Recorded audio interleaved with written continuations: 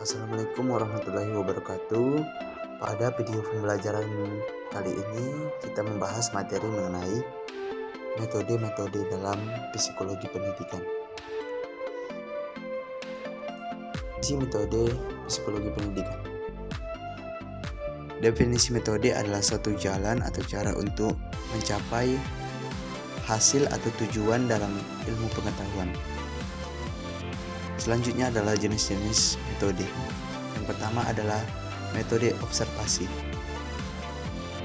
Metode ini dilakukan dengan pengamatan yang dilakukan dengan sengaja untuk mengetahui perilaku peserta didik. Yang kedua adalah metode tes. Di dalam dunia pendidikan sering melibatkan metode ini. Metode ini berupa pengajuan berbagai soal atau pertanyaan yang telah dirancang untuk dijawab oleh peserta didik yang akan diamati kondisi psikologisnya. Tes yang dilakukan berkaitan dengan kaidah-kaidah tertentu. Biasanya tes ini dimanfaatkan untuk keperluan praktis. Nah, yang selanjutnya adalah metode eksperimen. Metode eksperimen adalah suatu rangkaian untuk melakukan sebuah percobaan yang digunakan oleh guru dalam lingkungan pembelajaran. Pada suatu rentang waktu tertentu, kita dapat melakukan sebuah eksperimen untuk mengumpulkan data. Pemberian perlakuan-perlakuan pada peserta didik atau siswa, kemudian diamati hasilnya, apa yang telah diperoleh. Apakah sesuai dengan yang diharapkan ataukah belum? Nah, perlakuan mana yang menjadi perlakuan terbaik atau paling efektif akan menjadi hasil akhir dari sebuah eksperimen. Pengolahan data eksperimen biasanya dilakukan dengan statistik atau analisa kuantitatif. Dengan demikian, hasil penelitian melalui eksperimen ini biasanya lebih akurat dibandingkan metode-metode lainnya. Yang keempat adalah metode kuesioner atau angket. Angket merupakan suatu instrumen pengumpulan data. Bentuknya berupa kumpulan-kumpulan pertanyaan yang telah dirancang oleh peneliti psikologi sesuai dengan tujuan penelitian. Daftar pertanyaan yang tertulis pada kuesioner biasanya diserahkan kepada peserta didik untuk dijawab oleh masing-masing.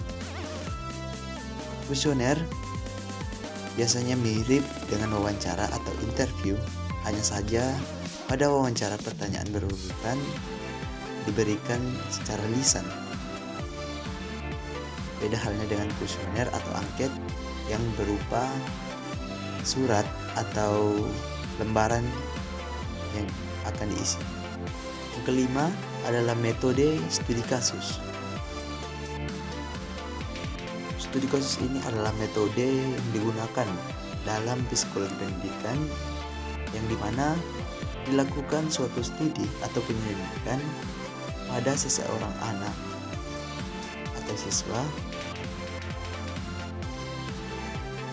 Nah, penyelidikan ini dilakukan untuk mengetahui latar belakang peserta didik, baik berupa latar belakang ekonomi, sosial, budaya, fisik, dan mentalnya. Studi kasus ini mungkin memerlukan waktu dan tenaga yang lebih besar untuk memperoleh data yang akurat. Hal yang dapat dilakukan adalah dengan melihat dan menyelidiki catatan-catatan dari perkembangan seseorang peserta didik tersebut. Selanjutnya adalah metode klinis. Metode klinis dilakukan dengan menyelidiki perilaku seorang peserta didik yang banyak melakukan perilaku menyimpang, yang artinya banyak melakukan penyimpangan yang dapat membuatnya kesulitan belajar atau menghambat perkembangan belajarnya. Penelitian ini dilakukan pada subjek yang memiliki kelainan psikis. Teknik yang digunakan dapat berupa interview dan teknik proyeksi atau tes untuk mengetahui kepribadian. Dari data-data yang dianalisis dapat didiagnosis seberapa berat kelainan psikis subjek. Yang ketujuh adalah metode proyeksi. Proyeksi adalah suatu metode di mana penelitian terhadap seorang anak yang dididik dengan memberikan gambaran-gambaran atau tulisan-tulisan untuk bentuk khas seperti game, sehingga tanggapan-tanggapan terhadap gambar atau tulisan dapat diterjemahkan untuk memproyeksikan perilaku yang ditunjukkan oleh peserta didik. Selanjutnya adalah metode introspeksi.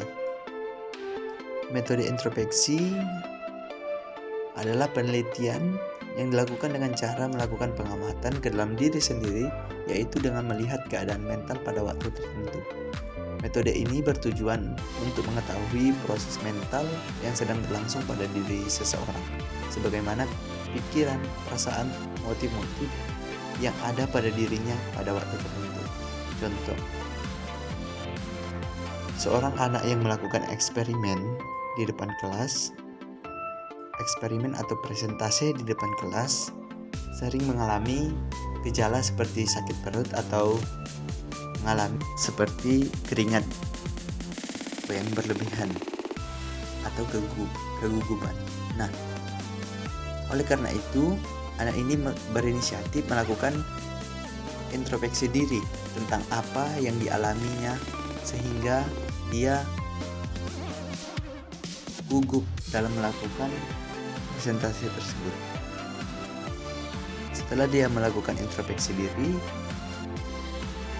dan mendapatkan jawaban dari kenapa atau sebab dia berkeringat dingin atau gugup dalam melakukan presentasi, maka metode ini berhasil dilakukannya dengan mengintrospeksi dirinya sendiri. Baik, terima kasih. Sekian dari saya tentang penjelasan metode-metode dalam psikologi pendidikan.